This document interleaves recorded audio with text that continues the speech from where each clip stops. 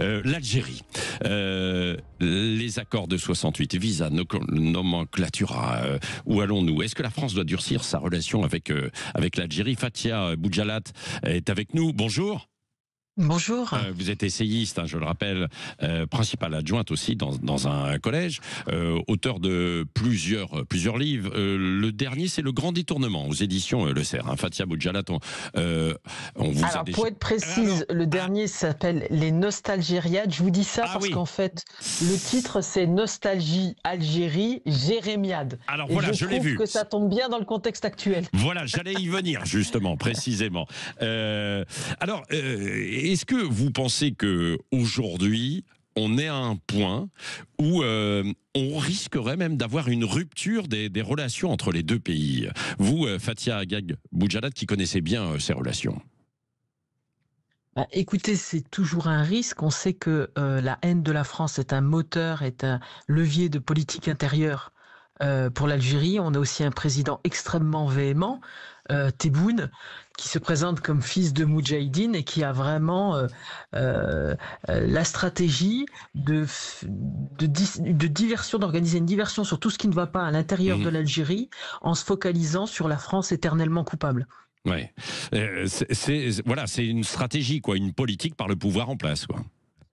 C'est une stratégie et ce qui est désolant, c'est que ça fonctionne. Voilà. Oui, l'Algérie, c'est un pays qui ne va pas bien, c'est une kleptocratie, c'est des milliards détournés, c'est des coins où il n'y a pas d'école mais des mosquées, c'est des coins où il n'y a pas l'eau courante toute la journée, le système de soins d'hôpitaux est dans un état désastreux.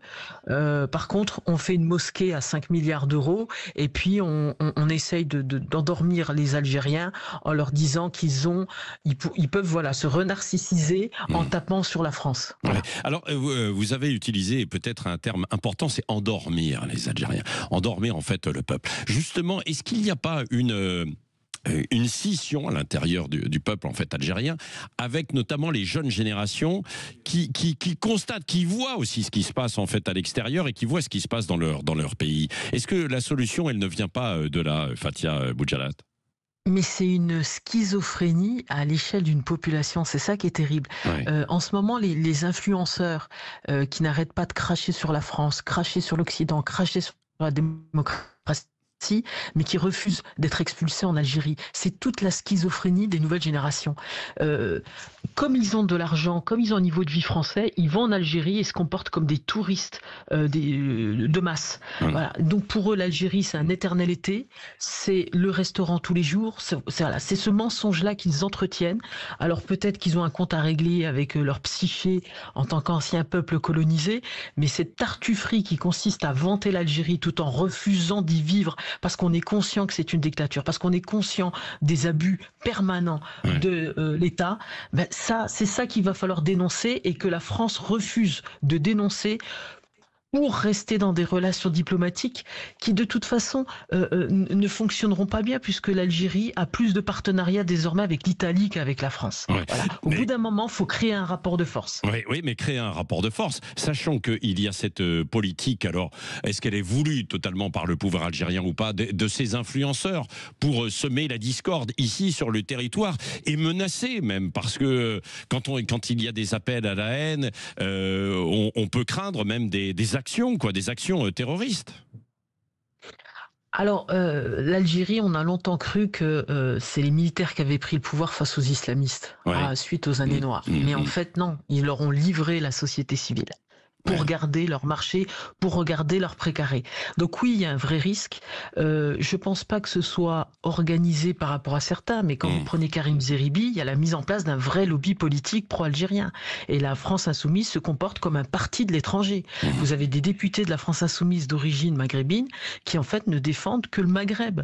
Moi, il y a un vrai problème d'allégeance. Et quant à ces influenceurs-là... À Karim Zeribi, il dit non, mais non, il dit je veux poser les choses de façon sur la table, quoi, mettre les choses à plat et pas forcément soutenir les uns les autres, quoi. Non, Écoutez, vous dites que Karim non. Zeribi, il a commencé avec Jean-Pierre Chevènement. Ouais, Je ouais, l'ai connu quand il avait son association Agir pour la citoyenneté. ouais. Donc je peux vous dire, c'est une sacrée culbute qu'il a fait.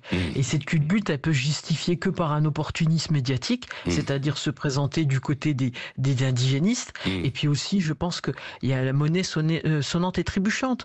Il y a lui, il y a Benjamin Stora qui rejoue sa jeunesse, sa nostalgie de l'Algérie en étant complètement complaisant et en osant dire que Boualem Sansal n'aurait jamais dû blesser le sentiment national.